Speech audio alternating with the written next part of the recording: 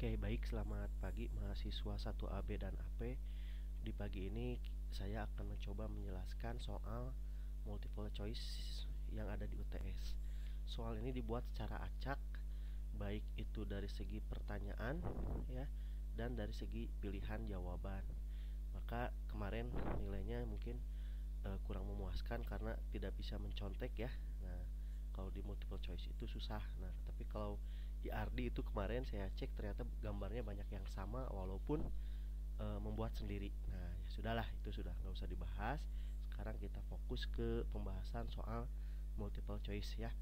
Soal yang pertama ini bukan soal yang pertama tapi diacak ya. Ini kebetulan ya saya soal yang pertama di sini yang tentang kelemahan basis data. Oke, kita mulai. Yang bukan termasuk dari kelemahan sebuah basis data adalah, nah di sini kita fokus ke yang bukan ya. Seperti yang kita tahu, diadakannya basis data itu adalah untuk mengurangi data redundansi. Apa itu data redundansi? Yaitu data yang sama atau data yang berulang ya.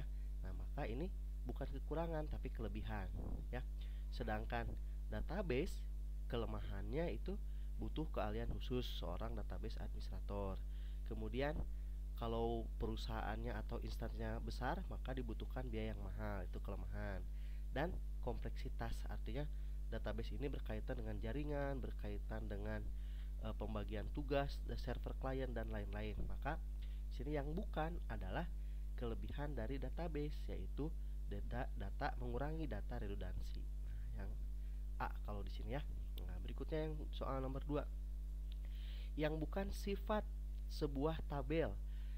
Nah, sifat sebuah tabel itu memiliki sifat. Tabel ini kalau kita telaah lebih jauh lagi yaitu model data berbasis relasional yang terdiri dari dua dimensi, yaitu dimensi kolom dan baris ya.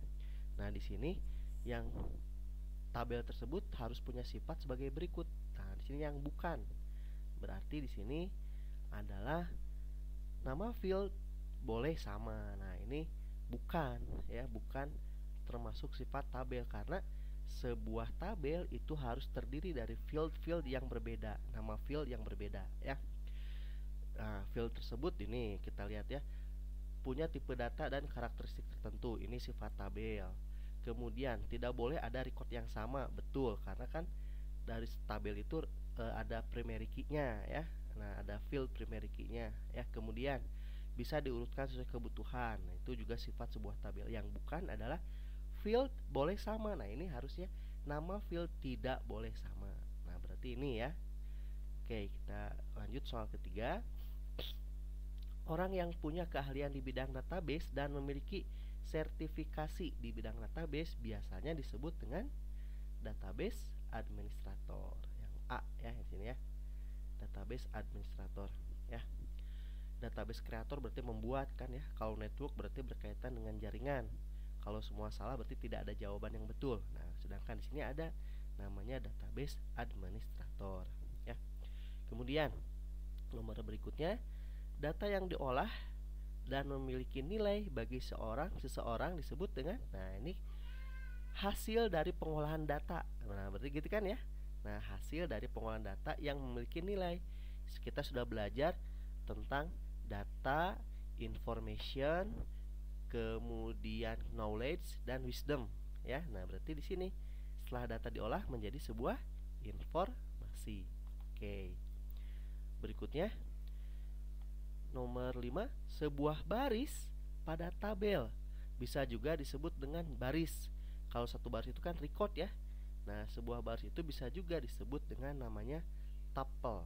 Nah, ini ya. Ini ada di hierarki basis data ya, hierarki ya, tuple. Biasanya kalau database disebutnya tuple, kumpulan ya. Nah, kita next. Soal nomor 6. Ini berkaitan dengan atribut. Nah, ini adalah simbol ya, simbol dari atribut apa. Ini kita lihat simbol atributnya putus-putus ya. Nah, berarti ini disebut biasanya digunakan untuk melambangkan atribut derivatif. Derivatif itu adalah atribut yang nilainya bisa diketahui dari atribut yang lain. Seperti itu kan ya.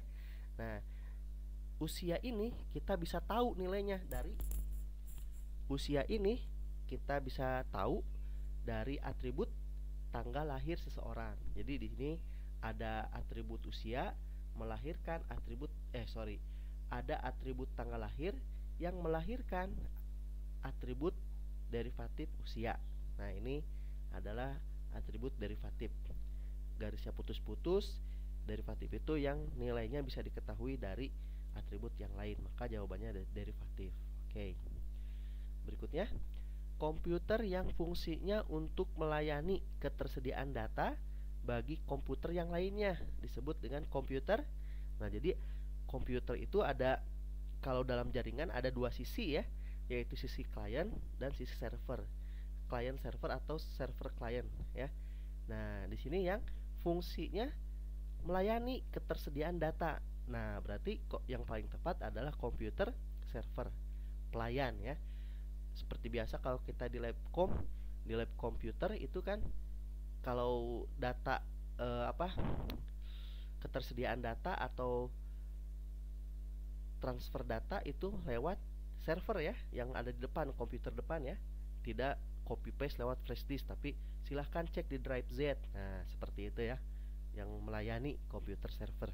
Kemudian model data yang memiliki dimensi kolom dan baris. Nah, tadi sudah sempat dibahas, yaitu model data yang tren sekarang digunakan, yang paling banyak digunakan, yaitu model data berbasis relasional ya, dua dimensi ya, ada kolom dan ada baris. Kolom itu biasa disebut field, baris itu biasa disebut record, seperti itu ya. Oke, relasional. Berikutnya ada hubungan yang paling tepat antara entitas mahasiswa dengan program studi di suatu kampus. Nah, di dalam sistem formasi akademik adalah kita tahu kalau di sebuah kampus satu mahasiswa itu hanya boleh memiliki satu program studi dalam satu kampus ya. Dalam suatu kampus itu satu mahasiswa hanya punya satu program studi, maka di sini sifatnya adalah one to one. Beda kalau misalnya dibalik pertanyaannya, program studi dengan mahasiswa, berarti satu program studi bisa memiliki satu atau banyak mahasiswa gitu ya. Nah, satu atau banyak, tapi ini kan soalnya entitas mahasiswa dengan program studi gitu ya. Jadi satu mahasiswa hanya boleh memiliki satu program studi, seperti itu ya. Jadi one to one. Berikutnya ini berkaitan dengan arsitektur ya. Nah, di sini ada tingkatan di mana seseorang membuat rancangan gambaran sebuah database atau biasa disebut IRD mungkin ya. Nah, ini berada di tingkatan konseptual ya. Ini eksternal itu pemakai user yang hanya tahu saja melihat sebuah database atau sebuah tabel. Kalau tingkatan konseptual yang kedua ini mengkonsep gambar ya untuk diserahkan ke seorang programmer yang ada di tingkatan internal ya, yang membuat database atau database administrator gitu ya, diserahkan ke database administrator untuk dibuat seperti apa data itu disimpan dalam sebuah komputer ya, internal itu tingkatannya. Sedangkan yang hanya tahu saja, hanya cukup tahu, cutau gitu ya, itu tingkatan eksternal. Dan yang di tengah-tengah itu adalah yang membuat konsep sebuah IRD adalah tingkatan konseptual. Oke, kita next. Cara untuk menggambarkan bagaimana data disimpan dalam media penyimpanan. Nah, ini berarti ada di tingkatan internal ya. Nah, di tingkatan internal itu berarti berkaitan dengan physical view. Jadi bagaimana sebuah data itu tersimpan dalam media penyimpanan, di hard disk, disimpan di storage yang mana gitu ya, di space yang mana, itu berkaitan dengan physical view. Berikutnya, seorang mahasiswi yang melihat tabel jadwal mata kuliah. Nah, seorang mahasiswa yang melihat tabel jadwal mata kuliah berada di tingkat level. Nah, di tingkat ya, tingkatan Mas data ini ada di tingkat seperti yang tadi dibahas barusan di nomor 10, itu berada di tingkat eksternal ya. Jadi si mahasiswa ini hanya melihat saja jadwal kuliah ya, hanya jadi tahu gitu ya. Dari yang tidak tahu jadwal kuliah jadi tahu jadwal kuliah. User pemakai ya itu berada di tingkatan paling luar yaitu eksternal ya. Sedangkan konseptual itu ya tadi menggambar IRD ya. Internal itu seorang database administrator berpikir bagaimana data itu disimpan di sebuah komputer ya. Nomor 13, bahasa yang digunakan untuk mengolah data di dalam database. Nah, ya. Apapun DBMS-nya, bahasa yang digunakan adalah bahasa Structured Query Language, ya. Nah, nomor 14. Data dapat disimpan secara otomatis ke dalam media penyimpanan data yang lain, ya. Dan jika dibutuhkan, bisa diambil kembali. Pernyataan tersebut termasuk ke dalam kelebihan basis data. Nah, kelebihan basis data atau kelebihan DBMS ya, Database Management System, aplikasinya yaitu menyimpan secara otomatis, yaitu pembackupan ya, baik manual ataupun otomatis. Sedangkan jika dibutuhkan bisa diambil kembali, itu di recovery ya. Maka di sini jawaban yang tepat adalah backup and recovery. Oke, berikutnya kumpulan dari karakter-karakter akan membentuk sebuah ini hierarki atau tingkatan database ya. Ada karakter atau diawali dengan mungkin bit ya. Bit membentuk karakter, karakter membentuk sebuah field. Nah, ini ya, membentuk sebuah field. Field membentuk sebuah record. Record membentuk sebuah tabel.